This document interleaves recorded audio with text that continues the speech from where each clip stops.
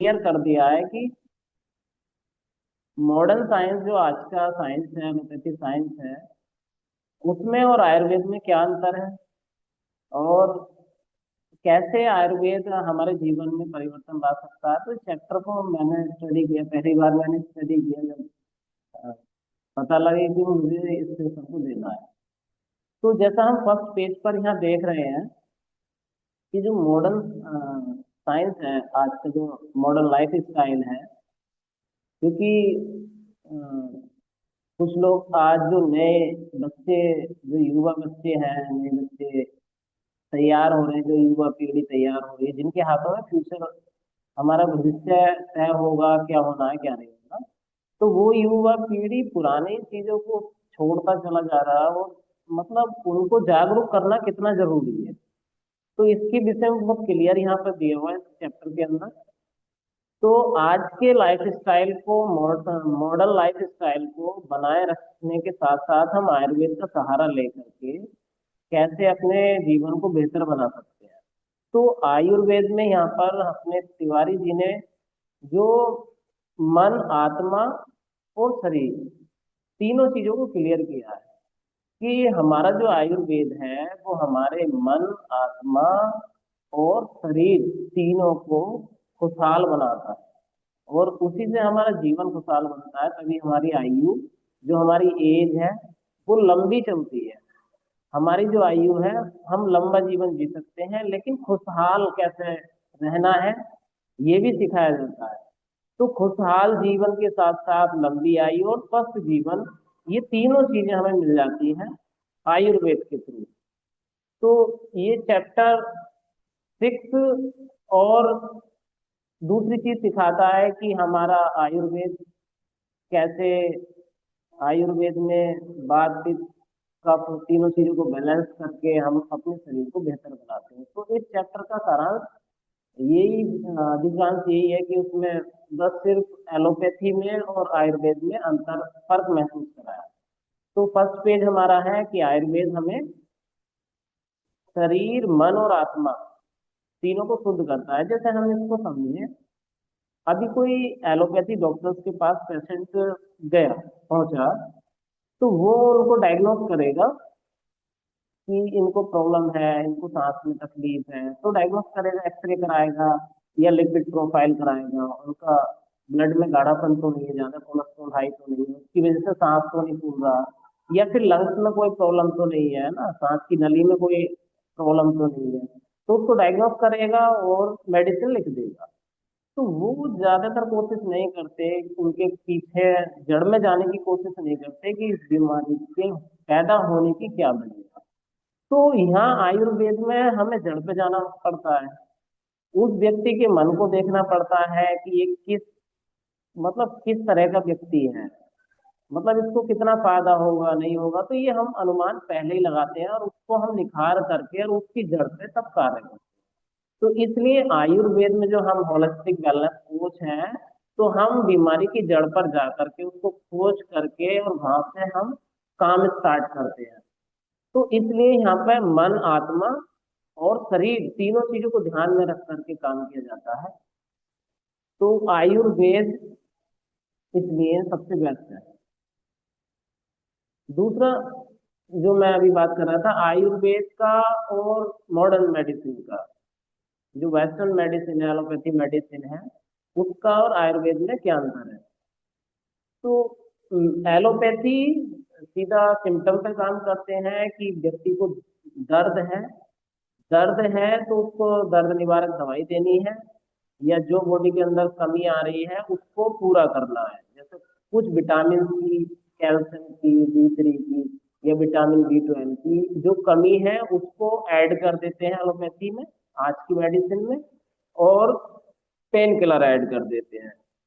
वो किस कारण से उसकी कमी हो रही है बॉडी के अंदर, वो न्यूट्रिशन, वो पोषक तत्व वो घर से कभी नहीं बताएंगे कि आप ऐसा ऐसा जीवन भर करोगे तब आपको बॉडी में पेन की दिक्कत नहीं होगी, या इन्फ्लामेशन के लिए क्या लेना चाहिए आपको खान पीन में।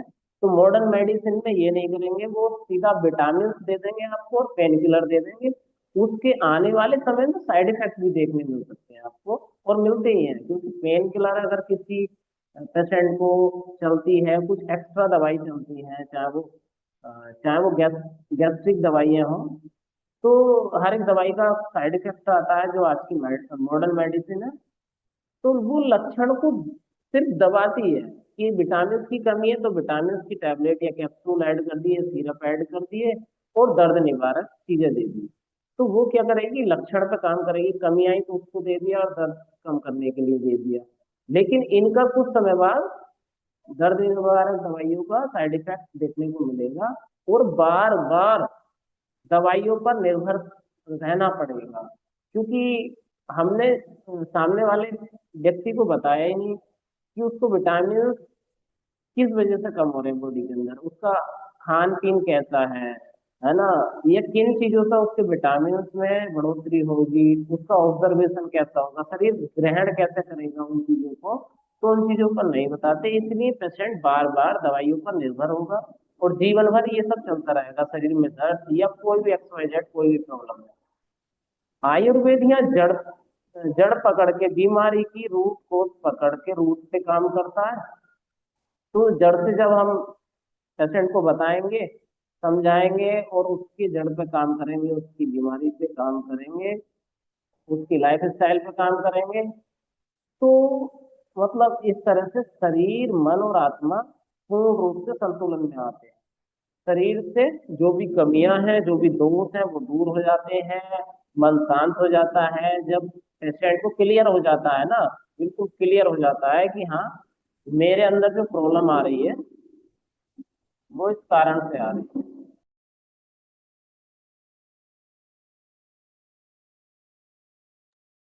और आत्मा भी प्रसन्न हो जाती है। तो मॉडर्न मेडिसिन में और आयुर्वेद में यही फर्क है। पुरानी बीमारियों का इलाज हमारे टीबी तिवारी सर ने यहाँ बहुत क्लियर करा है, क्योंकि बहुत सारे रोग आजकल ऐसे हो गए हैं जो व्यक्ति 10 साल, 15 साल, 5 साल, 7 साल, 3 साल, और कुछ लोग ऐसे हैं बेचारे, कुछ बच्चे आज देखने को मिलेंगे कि छोटेपन में ही प्रॉब्लम स्टार्ट हो गई और वो जीवन भर चल रही है। जैसे कुछ बच्चों को निमोनिया जैसा हो जाता है ना, तो वो निमोनिया लाइफ टाइम बना रहता है उसमें। आज के मॉडर्न मेडिसिन के हिसाब से वो मेडिसिन चलती रहती है और जीवन भर के लिए उसके लिए वो एक तरह का श्राप जैसे बन जाता है, मतलब मॉडर्न मेडिसिन यही करती है। तो जैसे उदाहरण यहाँ पर दिया हुआ माइग्रेन के ऊपर, तो मॉडर्न मेडिसिन जो वेस्टर्न मेडिसिन है, पश्चिमी तरीका है, वो माइग्रेन में पेन किलर दे करके उसको आराम देता है ना, जो कारण है उसका जो रूट है उसको क्लियर नहीं करता है, उसको अनदेखा कर देता है। तो इस तरह से जैसे माइग्रेन में भी जीवन भर व्यक्ति को दवाई की आदत लग जाती है और इसमें साइड इफेक्ट भी व्यक्ति को मिलते हैं देखने।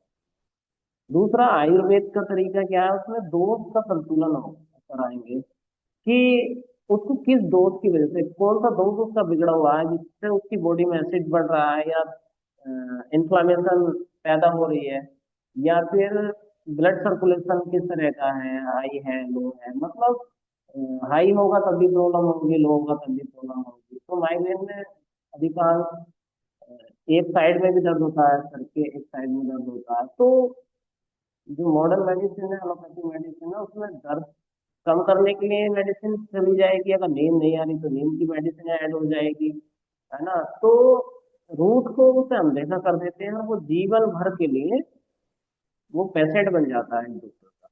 वहीं आयुर्वेद दोष को संतुलन करेगा, उनका आहार विहार कैसा है, खान पीन कैसा है, उसके लिए काम करेगा, हर्बल उपचार में क्या दे सकते हैं, है ना। आयुर्वेद में क्या हम उनको सेव कर सकते हैं, नमी, अश्वगंधा, इस तरह की चीजें, है ना, ब्राह्मी अश्वगंधा दे सकते हैं। तो तनाव मैनेजमेंट, इसके लिए हमें कुछ योग, ध्यान, प्राणायाम, कुछ ऐसी गतिविधि करनी पड़ती है और पंचकर्म द्वारा डिटॉक्स करना पड़ता है बॉडी को। तो आयुर्वेद एक संतुलन बनाए रखता है बॉडी का, और साथ में माइग्रेन की प्रॉब्लम भी पूरी तरह जड़ से ठीक हो जाती है, और उसको हम आगे कैसे उसका मैनेज करना है वो सब हम हमारी दैनिक दिनचर्या में बन जाता है कि हमें क्या खाना है क्या नहीं खाना है, और दोषों को कैसे संतुलन में रखना है, इसमें क्या हर्बल मेडिसिन हमें लेनी है, ब्रह्म या सुगंधा जैसी चीजें, है ना। और स्ट्रेस मैनेजमेंट भी हम सीख जाते हैं पंचकर्मा द्वारा। बॉडी को अलग अलग तरीके से सिरोधरा कई अलग चीजें हैं जिनसे हम इसको बैलेंस कर सकते हैं, डिटॉक्स कर सकते हैं। तो इसके परिणाम जो आते हैं, अगर एलोपैथी में देखें तो साइड इफेक्ट हो सकते हैं, जीवन भर दवाई खानी पड़ेगी। और वहीं आयुर्वेद में एक स्थायी राहत मिल जाएगी कि आपको जीवन भर राहत मिल जाएगी, बेहतर जीवन महसूस करोगे। तो ये पुरानी बीमारियों में इस तरह से आपको फर्क देखने मिलेगा आज के आयुर्वेद के अनुसार, और मतलब पुराने आयुर्वेद के अनुसार और आज के एलोपैथी साइंस के अनुसार। तो ये बदलाव हम महसूस कर सकते हैं कि कौन सा हमारे लिए बेस्ट है। तो हमारे लिए आयुर्वेदिक तरीका ही बेस्ट होगा, इसमें मुझे किसी से कमेंट कराने की कोई आवश्यकता है। अगर हम रोजाना की प्रैक्टिस के बारे में, जैसे मैं यहाँ पे हमारे तिवारी सर ने क्लियर किया है कि रोजाना की जो प्रैक्टिस है वो हमारी प्रिवेंटिव केयर हो जाती है एक तरह से। जो हम दैनिक दिनचर्या अपनाते हैं तो वो हमारा चीजों को मतलब नया करती है, एक तरह से प्रिवेंट करती है, दोबारा से पुनः स्थापित कर देती है। तो अगर हम सुबह के समय में अगर पूरे दिन की दिनचर्या सुबह सेट कर लें कि हमें सुबह जल्दी उठना है, उसके बाद अपनी जीभ को साफ करना है, उसके बाद हमें सरसों या कोई अच्छे जिसको हम खा सकते हैं ऐसे ऑयल से हम मुंह में 10 से 15 मिनट उसको घुमा करके साफ कर देंगे। उसके बाद गुनगुना पानी पीना, उसके बाद प्राणायाम योग करना है जिसमें अनुलोम विलोम कपालभाति इस तरह की करना है। उसके बाद हमें ताजा और सात्विक भोजन लेना है, अच्छा भोजन लेना है समय पर। दोपहर में हल्का डिनर लेना है, रात को तेल मालिश, मतलब दोपहर में ताजा और सात्विक भोजन लेना है। और डिनर के टाइम शाम को समय से मतलब शाम को जल्दी खाना, हल्का खाना लेना है। और रात को तेल मालिश वगैरह, या आपने देखा होगा, मुझे याद है आज भी जब हम छोटे थे तो नहाने के बाद हमारी माता जी जो है तेल की मालिश करती थी, है ना। सरसों का तेल पूरे शरीर पे मालिश करती थी, हाथ पैरों पे मालिश करती थी, नाखूनों पे लगाती थी, कई बार कानों में डालती थी, है ना। और कई बार जब हमें सर्दी खांसी जुकाम होता था तो हल्का सा गुनगुना करके ना तेल नाक में के बूंद टपकाती थी। तो रात को ये हम कर सकते हैं, गुनगुना हल्का तेल लेके हम मालिश कर सकते हैं पूरे शरीर की। और दिन में जब हम नहा रहे हैं तो अपने शरीर की मालिश कर सकते हैं। तो उसके लिए डॉक्टर नेचर के बॉडी मसाज के लिए प्रोडक्ट है, या फिर हम अपने जो सरसों का या तिल का तेल है उसको भी यूज कर सकते हैं। तो ये दैनिक दिनचर्या होगी एक तरह से। सुबह हमें जल्दी उठना है, उसके बाद अपना जीभ वगैरह मतलब फ्रेश होना है, फ्रेश होने के बाद जीभ भी साफ करनी है, मुंह में तेल डाल करके उसको कुल्ला करना है कुछ समय रख करके, घुमा करके। उसके बाद गुनगुना पानी पीना है और फिर प्राणायाम योग करना है जिसमें अनुलोम विलोम कपालभाति इस तरह की, और कुछ फिजिकल एक्टिविटी भी करनी चाहिए। उसके बाद हमें सुबह का नाश्ता करना है जो एक हेल्दी हेल्दी मतलब लंच लंच होना चाहिए, है ना। फिर दोपहर में डिनर करना है, वो भी अच्छा खाना खाना है, टाइम टू टाइम खाना है। मतलब दोपहर को खाना खाना है, फिर डिनर करना है, शाम को खाना खाना है। तो हमारा पूरा दिन का हमारा मतलब ये एक तरह का प्रैक्टिस में आ जाता है। जैसे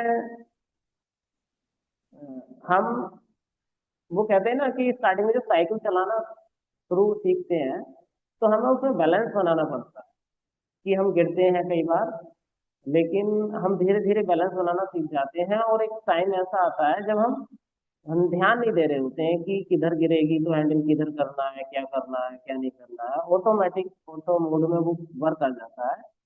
तो हमें कोई ध्यान नहीं देना होता, हम ध्यान कहीं दूसरी जगह दे रहे हो, साइकिल चलती रहती है। तो ऐसे ही हम अपने दिन को सुधार करके अपना उसको हैबिट में ला सकते हैं, लेकिन आपको स्टार्टिंग में थोड़ा सा कठिन लगेगा।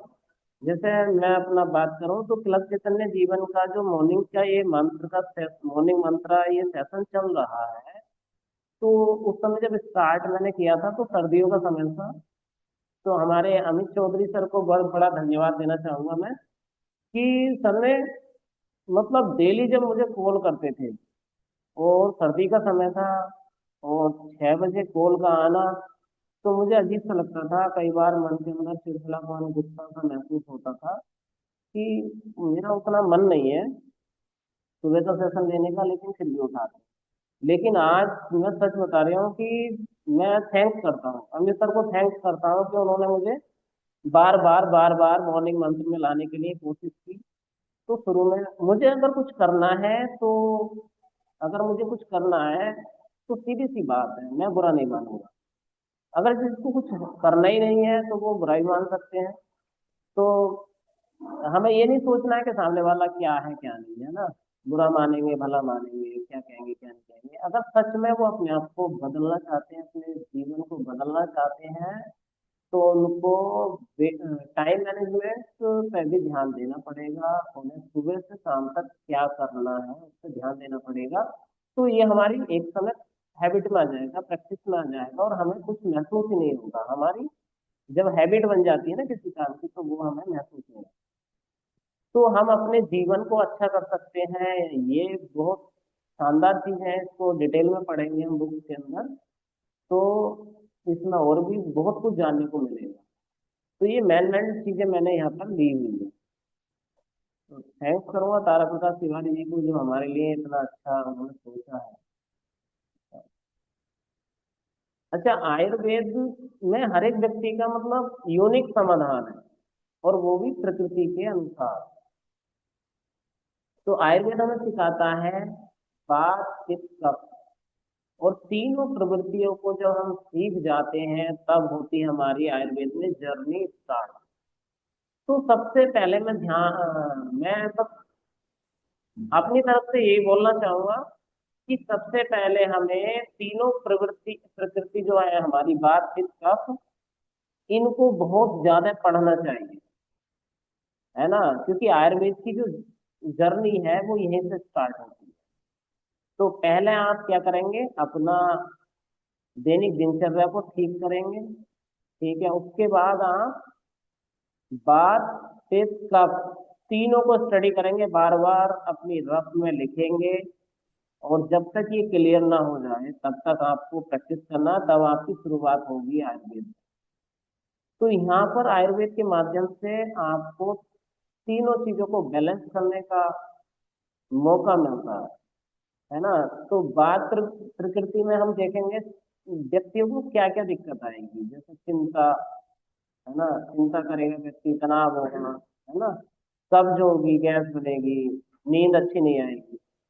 तो इसमें हम क्या क्या उपचार कर सकते हैं, गर्म तेलों की मालिश कर सकते हैं, ताजा भोजन लेना है ना, त्रिफला यूज करना है, अश्वगंधा यूज करना है। तो बात प्रकृति के लोगों को इस तरह की मतलब चिंता, कब्ज, निद्रा जैसी दिक्कतें आएंगी। और इनसे मतलब जैसे कोई तनाव ले रहा है तो उसको क्या क्या दिक्कत हो सकती है, वो चीजें आजकल देखने को मिलती है। कब्ज की दिक्कत है तो कब्ज के बाद क्या क्या दिक्कत हो सकती है, पाइल्स बन सकती है, लीवर में प्रॉब्लम आ सकती है, किडनी में प्रॉब्लम आ सकती है। तो ये सब चीजें हमें देखनी होंगी। वैसे ही पित्त पित्त प्रकृति के जो लोग हैं, उनको गुस्सा, एसिडिटी, है ना, जलन, इस तरह की दिक्कत आएगी। तो इसमें ठंडा और मधुर भोजन, आंवला है, शतावरी है, नारियल तेल है, इस तरह का उनको फायदा पहुंचाएगा, जो जिनको पित्त प्रकृति है। कफ में वजन बढ़ना, सुस्ती, साइनस, इस तरह की प्रॉब्लम आती है, तो इसमें हल्का और सूखा भोजन, और आयुर्वेद हर्बल में अदरक, हल्दी, इस तरह की चीजें फायदा पहुंचाती हैं। तो मैं यही कहना चाहूंगा कि सबसे पहले आप बात विद कफ क्या है ना, उनको मेंटेन कैसे करना है, उनको मेंटेन करने के लिए क्या हमें उपाय करने हैं, तो इसको सबसे पहले पढ़ना शुरू करना चाहिए किसी को भी आयुर्वेद की अगर गहराइयों को जानना है ना। वैसे ही आप आयुर्वेद के द्वारा खुश मन स्वस्थ जीवन जीने के लिए, यहाँ हमें पीपी तिवारी सुन रहे हैं, ये बड़ा शानदार टॉपिक है। ये टॉपिक बहुत बड़ा टॉपिक है, और इसको मैंने पढ़ा था पहले, या कहीं वीडियो के माध्यम से देखा था, या अ, मतलब किसी धार्मिक हमारा ग्रंथ है उसके अंदर सुना था, मैंने देखा था। तो इसमें हमारे कहते हैं सत तीन गुण होते हैं, सतोगुण, रजोगुण और तमोगुण। तो यहाँ पर सत, सत्य, रजस और तमस दिखाया है। तो जो सतगुणी लोग होते हैं ना, सतगुण के एरिया में जो आते हैं, उनके अंदर ठहराव होता है, ठहराव होता है, धैर्य होता है, स्पष्टता होती है, मन शांत होता है ना, सच्चे होते हैं। तो इस तरह के जो सकारात्मक लोग होते हैं, तो सतोगुण में आते हैं, है ना। अब ये सबसे अच्छा गुण मुझे लगता है, जहाँ मन को शांति चाहिए, एकांत चाहिए, तो ये गुण एक शांत वाला है, बिल्कुल एक स्थिर वाला है ना। दूसरा रजोगुण, जिसको हम बोलते हैं रजो, तो इसमें गतिशीलता होती है, फ्यूचर की प्लानिंग कर रहा होता है व्यक्ति, उत्साह होता है उसके अंदर, सक्रियता होती है, वो लगातार परिश्रम करता रहता है। तो ये रजोगुण के रजोगुण में आते हैं। और तमस गुण, ये सबसे मतलब ये अच्छा नहीं लगा मुझे, मतलब लेकिन लोग तो यहाँ रहेंगे।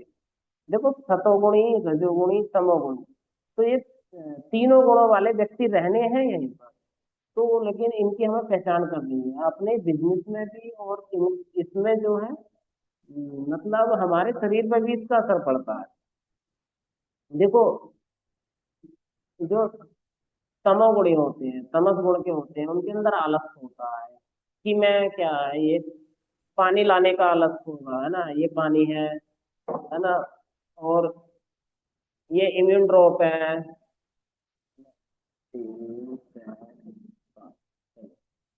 तो उनके अंदर ये भी आलस होगा, है ना। वो कहेंगे अरे पानी ला दे, अरे वो ड्रॉप उठा दे, है ना। तो लेकिन जो रजोगुण वाले होते हैं, तो वो खुद कर लेते हैं, वो नहीं देखते भाई, ज्यादा टेंशन नहीं लेते, वो सीधा है कि पानी लिया और ड्रॉप डाला और पीना। तो इससे हमारी सेहत पर भी असर पड़ता है। कैसे पड़ेगा, अगर इसको अलग अलग चीजों में समझें। जो सतोगुणी व्यक्ति होगा, वो स्पष्टता रखेगा कि किसी ने उनको डॉक्टर नेचर के बारे में बताया, तो उन्होंने खुले दिमाग से, शांत स्वभाव से व्यक्ति में ये देखा कि कितना सच बोल रहा है, कितना झूठ बोल रहा है ना। फिर उसको अपने अंदर ग्रहण करके ये सोचेगा कि डॉक्टर नेचर के प्रोडक्ट अच्छे हैं, है ना, एथिकल प्रोडक्ट है, एक नंबर क्वालिटी है, और ये व्यक्ति बता रहे हैं, अच्छी बात है। फिर उसको जितने समय के लिए उन्होंने बोला होगा, 3 महीने, 6 महीने, एक साल, वो धैर्य के साथ, शांति के साथ उसको लगातार यूज करते रहेंगे, तो उन्हें रिजल्ट भी आएगा। दूसरे दूसरे जो रजोगुणी होते हैं, इनमें गतिशीलता आती है, तो वो उस प्रोडक्ट को यूज करेंगे, या दैनिक दिनचर्या को यूज करेंगे, और नई चीजों में भी लगे रहेंगे कि मुझे कितना फर्क आ रहा है, तो वो टेस्ट कराएंगे, वो महसूस करेंगे। तो कई सारी चीजें होंगी, ये थोड़ा और एडवांस लेवल होता है। तो इसमें व्यक्ति सर्च तो करता है, लेकिन उसको ये आता है कि व्यक्ति को धैर्य भी रखना है, ये यूज भी करना है, डाइट भी अच्छी करनी है। तो ये हमारे शरीर पर भी इसका असर पड़ता है, इन गुणों के लोगों पर उनके स्वभाव के हिसाब से उनकी सेहत पे भी असर पड़ता है। तीसरे वो लोग होंगे जिनके अंदर आलस्य होगा, रजोगुणी वाले, अज्ञानी होंगे कि किसी ने आके बीच में राय दे दी कि अरे ये आयुर्वेद कुछ काम नहीं करता है, आप कहाँ चक्कर में पड़ गए, है ना, फला डॉक्टर है मुरादाबाद में या दिल्ली में या मेरठ में, उन्हें दिखा लो, ये हो जाएगा, वो हो जाएगा। तो वो अच्छा खासा सही दिशा में जा रहा था, लेकिन उसकी अज्ञानता की वजह से कोई व्यक्ति आया और उसको भ्रमित कर दिया, वो भ्रम में आ जाएगा, निगेटिव हो जाएगा, नकारात्मकता आ जाएगी। तो कई बार हमें ऐसे लोग मिलते हैं देखने को, तो इसका हमारे शरीर पर भी असर पड़ता है। तो ये लगातार ना तो योग करेंगे, ना कोई आयुर्वेद यूज करेंगे, ना प्राणायाम योग ध्यान करेंगे, ना अच्छे खाने पे विश्वास करेंगे, इनको उनके शरीर के हिसाब से क्या खाना है क्या नहीं खाना उनको नहीं पता होता है, अज्ञानी लोगों को। तो ये तीनों गुण भी आपको स्टडी करने चाहिए, इनका क्या क्या असर होता है ये देखना चाहिए। आयुर्वेदिक थेरेपी अलग अलग तरीके से हम अपनी अपनी समस्याओं के हिसाब से पंचकर्मा थेरेपी ले सकते हैं, है ना, जिसमें जैसे ये बताया है अभ्यंग के बारे में, तेल मालिश से तनाव कम होता है, रक्त संचार बेहतर होता है। जब हम तेल मालिश कराते हैं या सिर की मालिश कराते हैं या सिर उधरा कराते हैं, तो हमारा जो स्ट्रेस है वो लेवल कम, स्ट्रेस लेवल कम होता है, दिमाग को रिलैक्स मिलता है, शांति मिलती है। और पूरे शरीर की मालिश से हमारे ब्लड का संचार भी, ब्लड सर्कुलेशन बेहतर होता है। तो ये पंचकर्मा के थ्रू भी हम अपने शरीर को ठीक कर सकते हैं। आयुर्वेद, पंचकर्मा जो है आयुर्वेद का हिस्सा है।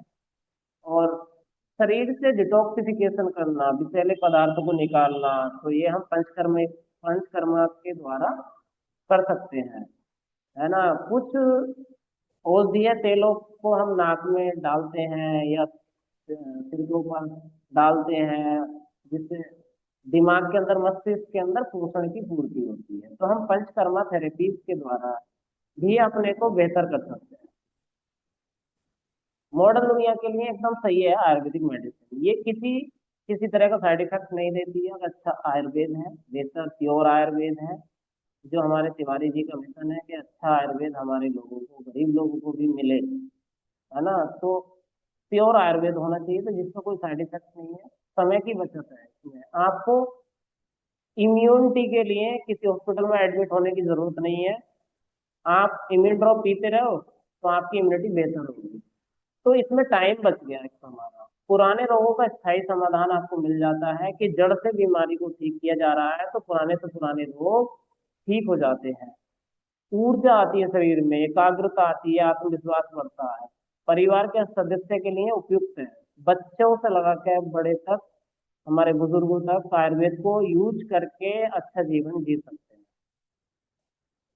आयुर्वेद अपनाए, आयुर्वेद क्यों अपनाए, मतलब देखो, मेरा एक सीधा रहा है, मुझे हिंदुस्तान के लिए, अपने भारत देश के लिए, अपनी मिट्टी के लिए, अपने परिवार के लिए मेहनत करनी है, अपने देश को आगे बढ़ाना है। पता है मैंने आज तक किसी विदेशी कंपनी को ज्वाइन नहीं किया। मैं ये नहीं कहता कि विदेशी कंपनी को ज्वाइन नहीं करना चाहिए, मतलब अलग अलग सोच है व्यक्ति की, तो मेरी सोच थोड़ी अलग रही है पहले से ही। मैं पक्का वाला देशभक्त हूँ, सीधी बात जानता हूँ कि मुझे अपने देश में, मेरे देश में किसी चीज की कमी नहीं है, मेरे देश के अंदर किसी भी चीज की कमी नहीं है। बस हम पे खोजना आना चाहिए, हम भटकाव नहीं होने चाहिए। अब हम विदेशी न्यूट्रिशन पे, विदेशी आयुर्वेद पे, विदेशी एलोपैथी पे विश्वास कर रहे हैं, और हमारे धरती के अंदर, हमारे हिंदुस्तान के अंदर इतना विज्ञान छिपा पड़ा है, लेकिन उसकी नॉलेज बढ़ाते नहीं है विदेशी चीजों पर। तो विश्वास करेंगे लोग, जब अपने देश का ज्ञान ही नहीं होगा हमें, तो विदेशी चीजों पे विश्वास करेंगे। तो हमें अपने देश के लिए काम करना है, अपने ज्ञान को बढ़ाना है, अपनी नेचर को समझना है, नेचर के हिसाब से चलना है। तो इससे हमारे, हमारा भारत स्वस्थ भारत होगा और समृद्ध होगा, जब हम अपने देश की चीजों को इस्तेमाल करेंगे, चाहे वो आयुर्वेद हो, है ना, कुछ भी हो। तो उससे हमारे देश में आगे, मतलब हर एक व्यक्ति का जीवन बेहतर होगा, अच्छे अच्छे रास्ते खुलेंगे। अगर हमें काम करना है विदेश में, तो अपने ही आयुर्वेद को विदेश में प्रेजेंट करके विदेश से पैसा अपने देश में कैसे लाना है, उस पर काम करना है। ठीक है, अगर हम अच्छे आयुर्वेद पे काम करेंगे, जैविक कृषि करेंगे साथ में, तो पर्यावरण भी अच्छा रहेगा, है ना। तो इसलिए तिवारी सर ने जैविक कृषि पे भी ध्यान दिया है। जैविक कृषि करके हम अपने डॉक्टर नेचर में हर एक वो प्रोडक्ट इस्तेमाल कर सकते हैं धीरे धीरे। डॉक्टर नेचर में आ जाएंगे जो हमारे खाने का, जैसे हमारा मिलेट वार तिवारी सर ने लॉन्च किया, तो हमें अच्छा खाना मिलना चाहिए, तो जिससे हमें रोगों से बचाव हो जाएगा, प्रकृति हमारी बेहतर हो जाएगी, नेचर अच्छी हो जाएगी, पर्यावरण के विपरीत ना चल के अनुकूल चल लेंगे हम, तो आयुर्वेद से इतना फायदा है ना। प्राचीन ज्ञान है और इसके आधुनिक लाभ है। तो ये मैं बस, मेरे अंदर विश्वास कहाँ से जगा, ये सब क्यों जगा? दरअसल मैं बताऊं, मैं लगभग 12 से 13 साल हॉस्पिटल के अंदर मैंने जॉब की है। और वो जॉब के बाद मैंने अपना क्लिनिक स्टार्ट किया, जिस क्लिनिक में मैं बैठा हूँ यहाँ पर। मेरी पुरानी कुछ फेसबुक पे पोस्ट पड़ी होंगी, तो इसमें एक बहुत पुराना सा, मतलब पुराना सा मकान था ये, और इसमें एलोपैथी की लाइन थी मेरे पास। और मुझे सुबह से और सुबह तक, मतलब रात को भी नहीं सोने देते थे पेशेंट, इतना काम था।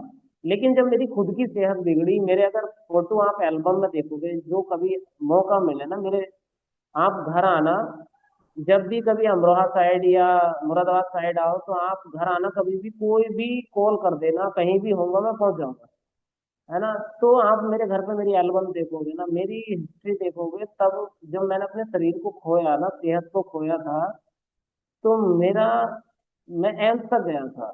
मुरादाबाद से मैं फेलियर हो गया था, गैस्ट्रोलॉजी डॉक्टर बैठे हैं साई में, मनोज अरोड़ा, उन्होंने मुझे फेल कर दिया था मुरादाबाद से। और डॉक्टर्स बोलते हैं कि इस कंडीशन में रिकवरी करना मुश्किल है, कि बहुत टाइम लगेगा, ये है वो है, मतलब नेगेटिव कर दिया था।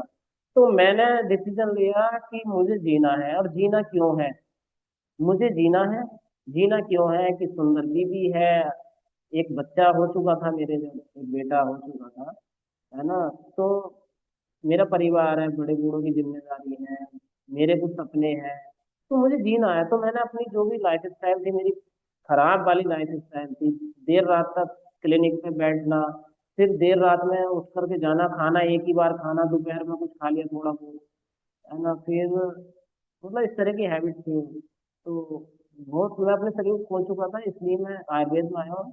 और आयुर्वेद में पिछले 5 साल से हूँ। और अब डॉक्टर नेचर को मैंने जो किया, स्टार्ट किया था, सच बताऊं तो मैंने ये इसलिए स्टार्ट किया था, मुझे 3 साल डॉक्टर नेचर से स्टडी करनी है। मैं क्या कमाऊंगा क्या नहीं कमाऊंगा कुछ नहीं, कि 3 साल में स्टडी करूंगा डॉक्टर नेचर के साथ। और 3 साल में मैं धीरे धीरे धीरे धीरे भी चला, तो मुझे डायरेक्ट सेलिंग का इतना एक्सपीरियंस है कि मैं 3 साल में रूबी डायरेक्टर क्वालिफाई कर लूंगा। तो 3 साल बाद मेरी अगर 40, 50, 60 हजार इनकम भी होगी, तो काफी है मेरे लिए, है ना। सपने तो बहुत थे डॉक्टर नेचर में आने से पहले भी, सपने तो बहुत बड़े बड़े हैं डायरेक्ट सेलिंग में जब आते हैं। तो लेकिन ये महसूस हुआ कि हमें अगर रियल सक्सेस चाहिए, तो अच्छी सेहत, और अच्छी सेहत के साथ अच्छा पैसा कैसे मिलेगा, और वो जीवन भर कैसे मिलेगा, लाइफ टाइम उसको हम कैसे लेते रहेंगे, तो इसलिए डॉक्टर नेचर को ज्वाइन किया। और मेरी ऊर्जा, में सच बता रहे हो, मैं 1% भी कम नहीं करता, है ना। क्योंकि मेरे साथ मेरा ऊपर वाला है, और ऊपर वाले के रूप में अलग अलग लोग हमारी मदद करते हैं, जैसे डॉक्टर अजमा मैम हो, अमित चौधरी सर हो, या हमारे चमन जी हो, या टीपी तिवारी जी हो, या हमारे असीम सर हो, या हमारे श्रीकांत सैनी हो, या और भी जो लोग हैं, ये कम्युनिटी जो हमें सपोर्ट करने आती है, तो ये हमारे ईश्वर की शक्ति होती है। और वो हमें कदम कदम पर कुछ ना कुछ हमारे साथ लगाए रखते हैं, किसी न किसी को सदैव भेजते रहते हैं। तो हमें उन चीजों को पहचानना है, और एनर्जी, डॉक्टर नेचर में या किसी चीज में कामयाब होना है, मैं सीधी बात जानता हूँ, अपनी एनर्जी लेवल लो मत करना कभी भी। उतार चढ़ाव आते हैं, सब काम आता है ना। उससे पार कैसे जाना है वो हमारे ऊपर डिपेंड करेगा। तो मैं थैंक्स करना चाहूंगा आज के सेशन के लिए, जो भी मैंने कोशिश की, आपको जो भी समझ में आया, आपने इतने देर तक सुना, थैंक यू सो मच।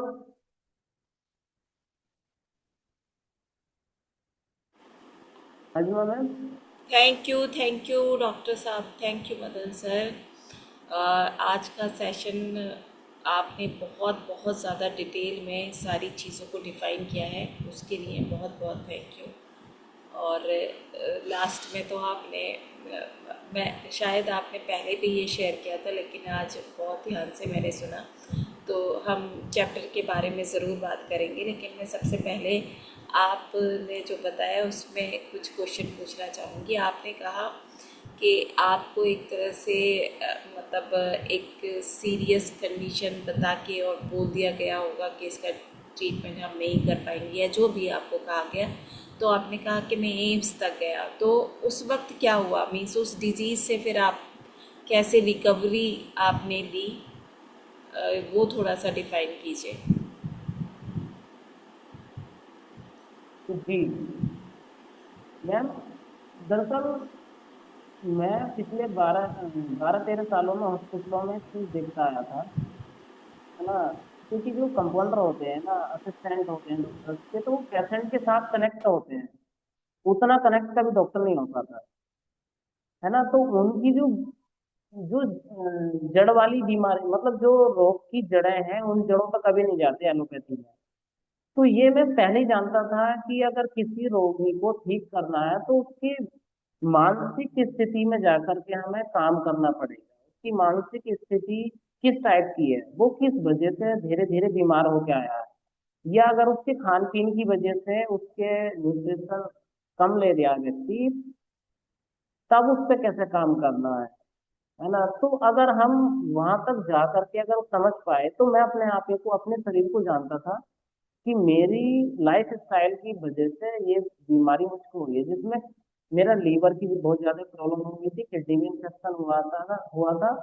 और मेरा, आप यकीन करो ना करो, मतलब डायबिटीज पेशेंट हो गया था, मैं डायबिटिक पेशेंट। तो उतनी ज्यादा नॉलेज भी नहीं थी कि उस समय HbA1c क्या होता है ना, पैनक्रियास क्या होती है। लेकिन जब मैं बीमार हुआ, अलग अलग चीजों में गया, तो कुछ चीजें पहले सीखनी थी मेरी। तो मुझे ये पता चला कि बॉडी को डिटॉक्स करना है, सफाई करनी है। तो बाकी कोई और रास्ता है नहीं सच में। अगर मैं, मुझे चंडीगढ़ के लिए भी डॉक्टर मंजीत राठी जी ने, जब मनोज अरोड़ा जी से मुलाकात, मनोज अरोड़ा से मैं ठीक नहीं हुआ था, तो मैं डॉक्टर राठी जी के पास रहता था। तो राठी जी बोले ना यार, एक काम कर, चंडीगढ़ में मेरा दोस्त है, तो उनके पास चला जाते, वहीं एडमिट हो जाइए, मैं बोल लेता हूँ कुछ समय के लिए। तो फिर एम्स में जा, क्योंकि उतना पैसा नहीं था जेब में। अब ये लोग कितना मदद कर सकते हैं, मतलब थोड़ी बहुत छूट करा सकते हैं, बाकी तो अब जेब से देना ही पड़ेगा आपको। तो उतना पैसा नहीं, तो मैं एम्स गया ना जब मैं, तो मैं लाइन देख के परेशान हो गया। उतनी पकड़ नहीं थी किसी से सिफारिश करना है ना, सिफारिश करके और जल्दी नंबर आ जाए। तो मैंने उनसे भी नहीं बोला, डॉक्टर साहब से भी नहीं बोला, और डॉक्टर साहब से चैलेंज मन ही मन में लेके आया था मैं, कि मुझे ठीक तो होना है। तो मैं मन ही मन में चैलेंज लेके आया था डॉक्टर साहब से, मैं ठीक तो होकर दिखाऊंगा, और बिना इसके होकर दिखाऊंगा एलोपैथी की। फिर भी दूसरे लोगों के कहने की वजह से मैं एम्स चला गया, और एम्स की भीड़ को देख के मैं घर वापसी आ गया था, सच बताऊं। घर वापसी आ गया, अपनी लाइफ स्टाइल को चेंज किया, और मैं बीच में हिमाचल भी चला गया था कि अपनी जगह को मैं चेंज करके देखूं, पानी बदल के देखूं। बहुत चीजें मैंने अलग अलग करी हिमाचल में, 6-7 महीने रहा वहां पे। तो परिवर्तन धीरे धीरे आया, मुझको उस समय 3 साल लगे थे खुद को बदलने में। अपनी लाइफ स्टाइल ठीक करी मैंने, और जो भी हकीम ने मुझे बताया कि 1 महीने खानी है, 3 महीने खानी है दवाई, तो मैं अलग अलग हकीमों की लेता रहा। कई बार मुझे लूज मोशन बहुत ज्यादा होते थे, कई बार पेट में बहुत ज्यादा दर्द होता था, तो मैंने कभी निगेटिव नहीं हुआ, किसी भी हकीम की दवाई से मैं निगेटिव नहीं हुआ। मैं समझता था कि गंदगी को बाहर निकाल करके ही मैं ठीक हो सकता हूँ। तो उस समय धीरे धीरे 2-3 साल लग गए थे। फिर मतलब डायरेक्ट सेलिंग के कुछ प्रोडक्टों में अलग अलग कंपनियों के इस्तेमाल किए, अपने माइंड को पॉजिटिव रखा हमेशा, और मैं ठीक होता है। तो मेरी एल्बम में आप देखोगे तो 3 साल के अलग अलग टाइप के मेरे फोटो मिलेंगे आप। मैं कभी मोटा हूँ, कभी पतला हूँ, कभी बहुत ज्यादा मोटा हूँ, है ना। और एक टाइम तो उठना भी चलना भी मतलब कैड़ा पड़ जाता है। तो ये जर्नी रही ma'am. Okay sir, okay, thank you so much. आपके केस से मैं कुछ चीज़ें समझना और उससे भी ज़्यादा लोगों तक वो बात पहुंचाना चाह रही थी। थोड़ा तो हमें समझ में आया है, लेकिन फिर भी आपकी तो एक डिटेल जर्नी रही है बीमार होने की और रिकवरी की। लेकिन मैं चैप्टर में तो वही सारी चीज़ें हैं कि हमें मीन्स डिजीज़ पर नहीं, हेल्थ और हमारी दिनचर्या, हमारा लाइफस्टाइल पे काम करना है। ये तो बहुत सारा हमने आपसे सीखा, लेकिन मैं चाहूँगी कि आपके एग्जाम्पल के अकॉर्डिंग उसको रिलेट करते हुए हम बहुत सारी चीज़ें समझ पाएँ। जैसे कि हम आप बता रहे हैं कि आपका इतना बड़ा एक्सपीरियंस रहा है पेशेंट्स के साथ में, मीन्स जब आप प्रैक्टिकल कर रहे होते हैं, अभी भी आप डायरेक्ट सेलिंग के बहुत अच्छा प्रैक्टिकल लाइफ स्टाइल अपनाए हुए हैं, प्रैक्टिकली चीज़ों को कर रहे हैं। और उस टाइम पर अगर आपने डिग्री नहीं ली, लेकिन इतने सालों तक एक डॉक्टर के या कई डॉक्टर के साथ में बैठकर और पेशेंट के ऊपर एक तरह से प्रैक्टिस करते हुए, उनको ठीक करते हुए जब आप सीख रहे हैं तो आप बहुत सारी चीज़ें जान जाते हैं। लेकिन हम समझ पाते हैं कि वो जो मीन्स एलोपैथी है और जो हमारा तरीका है, जब हम लाइफ स्टाइल के ऊपर, अपनी न्यूट्रिशन के ऊपर और चीज़ों को रूट से ठीक करने के ऊपर काम कर रहे हैं, तो वो बिल्कुल अलग है। और जो एलोपैथी का ट्रीटमेंट है वो बिल्कुल अलग है। तो डॉक्टर मदन सर को सिर्फ एलोपैथी की नॉलेज थी, लाइफ स्टाइल की उन्हें कोई भी इम्पोर्टेंस नहीं थी। और उनकी डिज़ीज़ बननी ही वहाँ से स्टार्ट हुई कि वो बहुत सारे पेशेंट में हर वक्त लगे रहते थे, बहुत ज़्यादा बिजी लाइफ वो जी रहे थे। उन्होंने बताया कि कई सालों तक उनके बहुत सारे पेशेंट किसी भी टाइम आते थे, बहुत ज़्यादा आते थे, तो उन्हें दोपहर के खाने तक का भी टाइम नहीं था।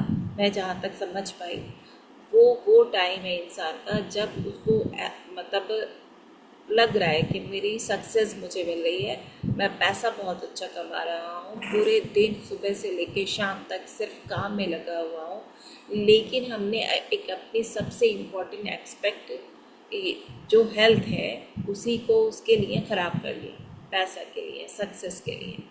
और वो सिर्फ रात में एक बार जाके खाना खाएगा, देर से जाएगा, खाना खाएगा, अच्छी नींद नहीं आएगी, डाइजेशन ख़राब होगा। और धीरे धीरे जब हम डेली बेसिस पर अपने लाइफ रूटीन को, डेली रूटीन को ख़राब करते जाएंगे, तो वही एक सीरियस कंडीशन, एक क्रॉनिक कंडीशन, एक सिस्टमिक डिजीज़ में कन्वर्ट हो जाएंगे। उन्होंने बताया उनका लिवर, किडनी, डायबिटिक, गैस्ट्रोएंटराइटिस, वो सारी चीज़ें इन्वॉल्व हो चुकी थी। कहीं ना कहीं उनका जो हम कितनी बार हर चैप्टर में सुन रहे हैं कि हमारे आयुर्वेद में बॉडी के साथ हमारे मन का बहुत बड़ा रिलेशन है, तो उनका मन भी अस्त व्यस्त जो कह सकते हैं वैसा हो चुका था। अब इतनी सिस्टमिक डिजीज़ में दूसरी चीज़ भी हमने उनसे ही जानी, पेशेंट या हमारी सोसाइटी क्या करती है। धैर्य और पेशेंस उनके पास बिल्कुल भी नहीं होता। वो कभी इस डॉक्टर के पास, कोई फिर उसको और सजेशन देता है वहाँ पे जाइए, फिर और सजेशन देता है वहाँ पे जाइए, रुक कर कहीं भी ना अपने ऊपर काम करते हैं ना ही सही। मीन्स अब आप जब पूरी बॉडी आपकी इन्वॉल्व हो चुकी है, तो एक ऐसे डॉक्टर या ऐसी जगह पर आपको पहुंचना है जो रूट कॉज से आपको धीरे धीरे करके ठीक करने के ऊपर बात करें। आप सिर्फ सीरियसली बात तो करें। लोग तो उतने सीरियस कंडीशन में बहुत ही सुपर स्पेशलिस्ट के पास जाते हैं और वो बिल्कुल भी उनसे बात तक भी नहीं करते, उनको बताते भी नहीं हुआ क्या है। तो इस टाइम पर बहुत सारे आप लोगों को अपने आसपास देखते होंगे कि वो अपना केस और भी ज़्यादा ख़राब कर लेते हैं, क्योंकि वो रुक के कहीं भी एक डॉक्टर के या अपनी ही जीवन शैली को ना बदलना चाह रहे होते, ना कुछ भी करना चाह रहे होते हैं, और भी ज़्यादा डिजीज़ को ख़राब करते चले जाते हैं। तो शायद अच्छा उनको रास्ता तो मिला, थोड़ा देर से मिला। उन्होंने बताया बहुत अच्छी चीज़ कि वो हिमाचल गए। मैं भी ये चीज़ बहुत मानती हूँ कि ये सिक्किम या हिमाचल या मेघालय ऐसे जगह जो है, वहाँ पर एक तो नेचर बहुत अच्छी है, दूसरा वहाँ हमें प्रकृति की जैसे उसके साथ में कनेक्ट होने का बहुत मौका मिलता है। केमिकल से हम बचते हैं, फ्रेश एयर मिलती है, अच्छा पानी मिलता है। तो ऐसी ऐसी मतलब सिस्टमिक डिजीज़ है हमें, तो हमें पेशेंस रखना है, समझना है कि हमें इस वक्त एलोपैथी का ट्रीटमेंट लेना है या इस वक्त हमें अपनी लाइफ स्टाइल, अपनी न्यूट्रिशन और धैर्य के साथ अपनी हर डिज़ीज़, जो भी डिज़ीज़ हुई है उसके रूट कॉज से उसको ठीक करते हुए लेकर आना है।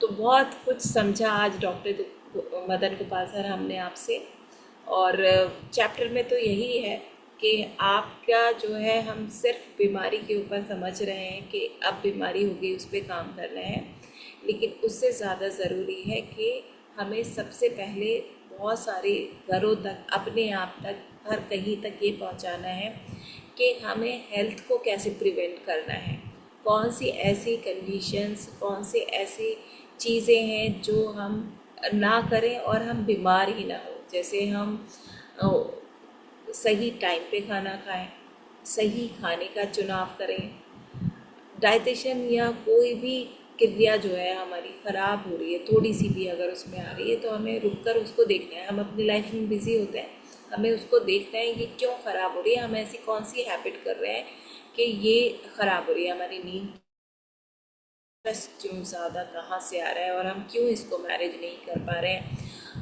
हम फिज़िकल एक्टिविटी क्यों नहीं कर पा रहे हैं, अपने 24 घंटे में से थोड़ा सा भी टाइम हम क्या दे पा रहे हैं फिज़िकल एक्टिविटी को या नहीं दे पा रहे हैं, और नहीं दे पा रहे हैं तो हम और चीज़ें भी सही से कर रहे हैं नहीं, मतलब इतना भी टाइम नहीं है हमारे पास। पानी हम सही से, हम बहुत सारे लोगों को देखते हैं हम कि बस कहते हैं हाँ मैं तो पानी बहुत अच्छा पीता हूँ। जब भी पेशेंट से पूछा जाए तो उन्होंने पिछले 4 दिन या 4 हफ्ते से ही पानी पिया होता है। पिछले 40 साल या 20 साल या 30 साल से उन्हें कोई परवाह नहीं थी कि वो पानी सही से पी रहे हैं या नहीं। जब 4 महीने से पीने लगते तो कहते हैं हाँ मैं पानी सही। हमारी बीमारी 4 दिन, 4 हफ्ते, 4 महीने में नहीं, 4-4 साल, 10-10 साल में बन के आई होती है।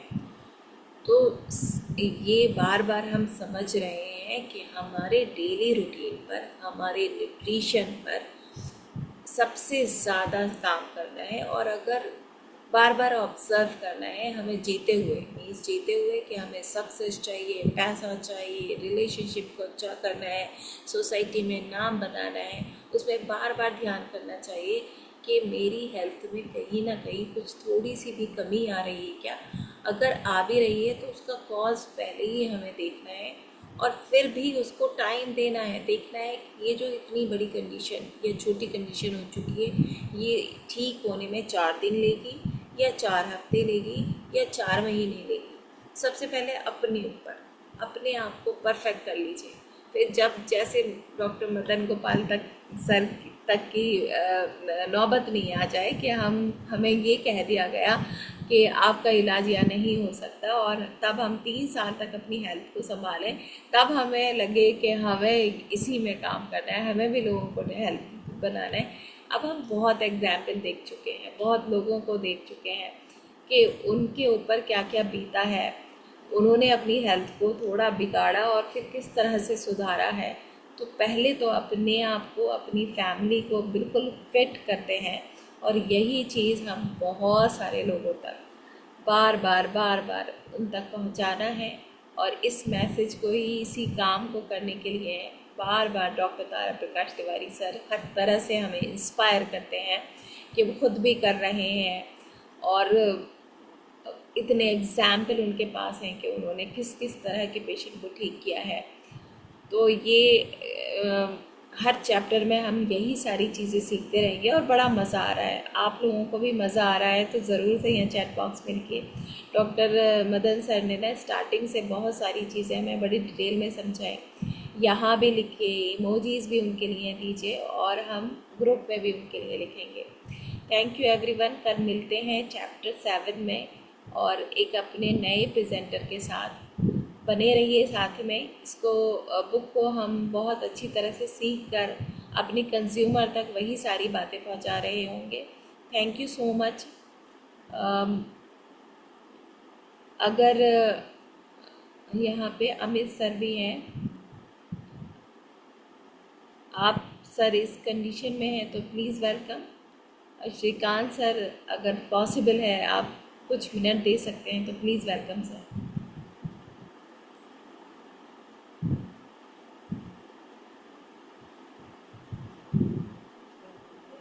हेलो।